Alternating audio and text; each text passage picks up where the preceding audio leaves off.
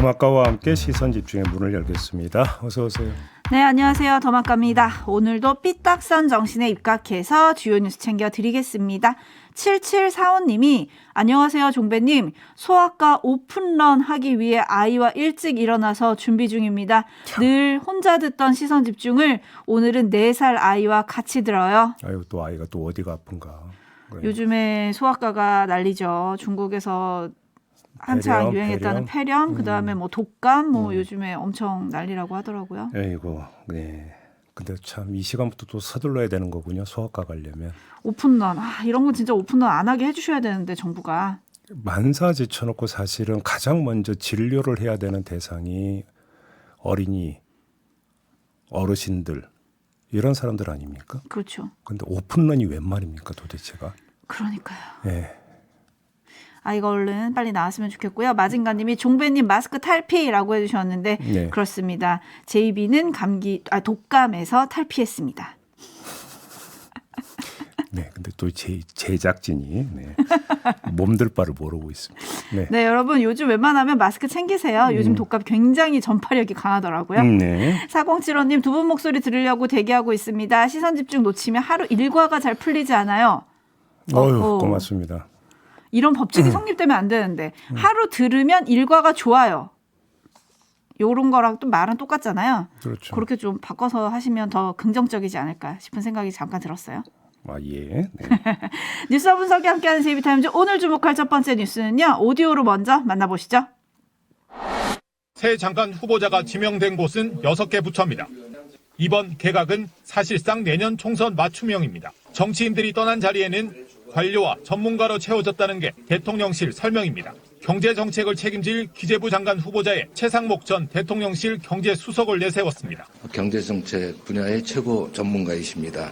물가 고용 등 당면한 경제 민생을 챙기면서 우리 경제의 근본적인 체질 개선도 기대하고 있습니다. 국토부 장관 후보자에는 박상우 전 한국토지주택공사 사장, 해수부에는 강도영 한국해양과학기술원 원장이 발탁됐습니다. 또 보훈부 장관에 강정혜 전 숙명여대 총장, 농림부 장관에 송미령 전 한국농촌경제연구원 부원장, 중기부 장관에는 오영주 외교부 2차관이 지명됐습니다. 대통령실은 새 장관 후보자 6명 중 3명이 여성이라는 점을 강조했습니다. 네, 뉴스 리포트에 나오는 한 대목에 초점을 맞춰보겠습니다. 이번 개각은 사실상 내년 총선 맞춤형 개각이다 그랬습니다. 근데 총선 맞춤형이 윤석열 정부에만 해당이 되겠느냐라는 삐딱한 사고를 한번 해보겠습니다. 그건 무슨 얘기입니까? 정반대로 이번 개각은 야당 입장에서도 접근하기에 따라서는 총선 맞춤형일 수 있다. 오, 무슨 얘기죠? 이해가 안 되는데요, 아직. 2기 개각, 2기 내각이 출범하기 위해서는 먼저 뭐를 거쳐야 됩니까? 청문회를 거쳐야 됩니다. 해야죠. 청문 정국이 개시가 됩니다. 그렇죠. 청문 정국에서의 성적표가 어떻게 되느냐에 따라서 야당에게는 그것이 총선 성적표로 연결이 될 수도 있고 아닐 수도 있는 겁니다. 그래서 드리는 말씀인데요. 이렇게 일단 밑그림을 그려놓으면 가장 먼저 주목해야 되는 대상 인물 한 명이 도출이 됩니다. 누구죠? 당연히 최상목 경제부총리 지명자입니다.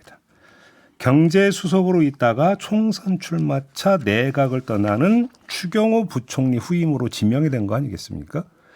윤석열 대통령의 생각으로는 경제정책의 일관성 유지를 위해서 기존 경제팀 뼈대를 그대로 이어가고자 한 것 같습니다. 여기까지는 일반적인 분석에 해당이 될 텐데 조금만 더 깊게 들어가 봅시다. 그래서 조금 전에 제가 드렸던 말씀을 이어가 보겠는데 네. 일관성이라는 컨셉이 야당에게는 밥상이 될 수도 있다는 겁니다. 밥상이요? 예. 한번 비교를 해서 제가 말씀을 드려볼게요. 지금까지 윤석열 정부에 몸담지 않았던 외부 사람을 경제부총리로 지명을 했다고 한번 가정을 해봅시다. 그러면 야당 입장에서 이 사람을 데리고 청문회에서 나를 세우는 데는 한계가 있을 거라는 겁니다.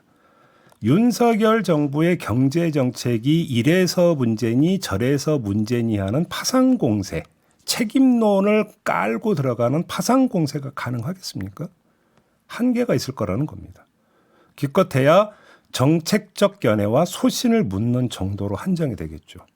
하지만 최상목 지명자는 윤석열 정부 경제정책의 최고 수장 가운데 한 명이었습니다. 그렇죠. 그리고 자리 이동을 하는 겁니다.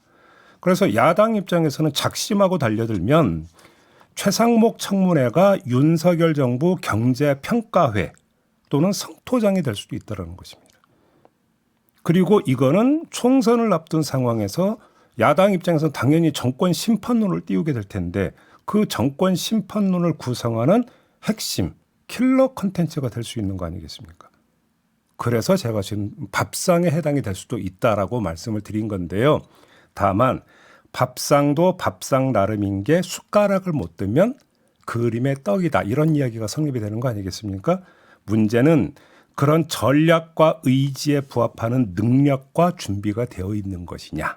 이건 또 전혀 별개의 문제다. 이 말씀도 그건 이제 야당의 능력을 말씀하시는 거죠. 그렇죠. 그것도. 근데 어쨌든 앞서 들으신 대로 경제정책 분야의 최고 전문가, 우리 경제의 근본적 체질 개선을 기대하게 하는 인물, 이게 지금 대통령실의 설명이잖아요. 네.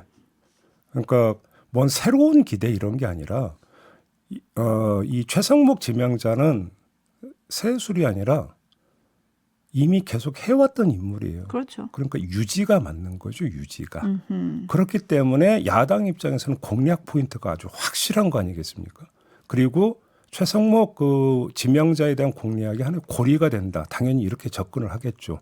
근데 이거는 또 어떤 지금 가장 국민들이 민감해하는 경제 민생과 직결되는 대상자 아니겠습니까? 그래서 그러면 야당이 어느 정도까지 여기에 대해서 파고 들어갈 수 있는 능력을 갖추고 있는 것이냐. 이게 또 거꾸로 야당에 대한 심판대가 될 수도 있다라는 말씀을 드리는 겁니다. 그래서. 네, 이번 청문회 아주 기대가 되네요. 그런데요, 김종인 님 등 많은 분들이 여성부 장관은 안 뽑나요? 라고 해주셨는데 이번 명단에 없었습니다. 그렇죠? 그리고 순차 개각이라고 해서 혹시 또 2차 이때 하나요?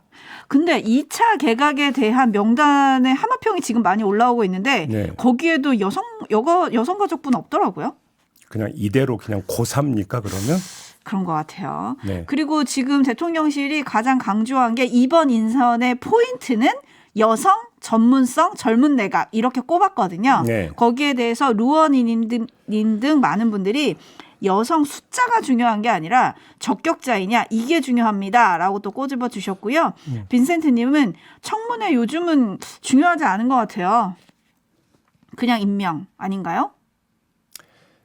제가 조금 전에 청문 정국을 말씀을 드렸는데 사실 인사 문제는 국민들이 가장 민감해하고 예민해하고 여론에 뭔가 반영되는 비율이 가장 높은 게 바로 인사 문제입니다. 따라서 청문회의 결과가 어떤 임명으로 이어지느냐 아니냐의 문제와는 별도의 뭔가 결로 그것이 여론에 어떤 영향을 미칠 것인가가 되게 중요하다는 거죠. 특히나 지금 시점에서는 왜 총선을 앞두고 있기 때문에. 이런 거 아니겠습니까? 자, 여기서 저는 또 하나 지금 그냥 그러니까 원포인트 교체가 있을 때도 인사 검증이 항상 문제가 됐었습니다. 그렇죠? 네. 자, 요번에 인사 검증이 도대체 얼마나 된 건지가 저는 궁금합니다. 이번에는 그 논란이 없을지 좀 궁금한데요. 예. 또 개각이 앞서 제이비가 말한 대로 이번이 끝이 아닙니다. 연말연초 한동훈 법무부 장관을 비롯한 또 한 번의 개각이 좀 예상이 되고요. 방통위원장, 국정원장, 금융위원장 후보자도 곧 지명이 될 거라고 합니다. 네. 제이비 혹시 뭐 눈여겨보는 점이 있습니까? 앞으로 나올 개각 명단에 대해서? 저는 어제 어떤 소식을 저희가 전했냐면 이동관 방통위원장 사퇴 후에 김홍일 국민권익위원장. 권익위원장이 사실상 내정이 됐다는 보도가 바로 따라붙었습니다. 네. 그러면 저는 이 생각을 한 게 뭐냐면 이렇게 속전속결로 인사 검증 다 했나? 그 생각을 했습니다. 아니면 김홍일 검사가 국민권익위원장이 된 게 지난 7월이거든요. 그러니까 국민권익위원장 될 때의 인사 검증으로 그냥 퉁치려고 했던 건가? 라는 생각도 했거든요. 근데 아무튼 그러니까 지명 발표가 안 나오고 있더라고요. 그럼 혹시 인사 검증을 해야 돼서 지금 발표를 미루고 있는 걸까요? 일부 보도를 보면 본인이 고사하고 있다는 또 보도가 그 뒤에 또 나오고 있더라고요. 또 다른 보도를 보면 대통령이 직접 설득했다. 네. 내정 이렇게 또 나오고요. 네, 아무튼 종잡을 수가 없기 때문에 이 자리에서 단정은 하지는 않겠습니다만 점검 포인트는 참 여러 가지가 있다. 이 말씀만 드리겠습니다. 네, 길게 말했지만 지켜보자 이거군요. 뉴스와 분석이 함께하는 CLB타임즈 다음 주목할 뉴스는 오디오로 먼저 만나보시죠.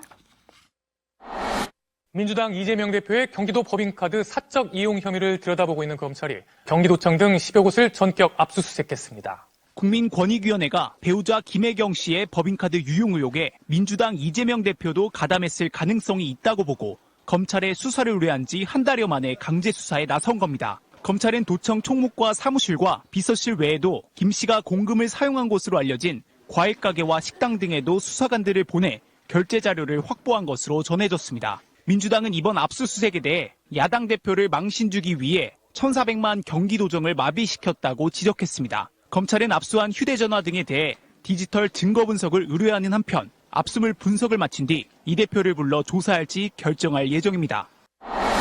네, 수사가 재개된 셈인데요. 짚을 점은 어떤 겁니까? 일단 배경을 봐야 되는데 이정섭 차장검사가 개인비 의혹에 불거졌고 그래서 대전공으로 옮겨가지 않았습니까? 네. 그래서 일단 멈춤 상태에 있었는데 그리고 나서 또 인사가 있었고요. 이 차장 자리가 보임이 됐죠. 그리고 나서 수사가 재개되는 것. 여기까지는 이제 형식상의 분석이라고 봐야 되고 맥락으로 놓고 보면 이런 게 있겠죠. 며칠 전에 김용천 민주연구원 부원장 선고가 있었습니다. 그러면서 다시 이재명 사법 리스크를 때리고 운이하는 목소리가 커지고 있습니다. 이런 시점에서 압수수색이 다시 이루어졌다라는 겁니다.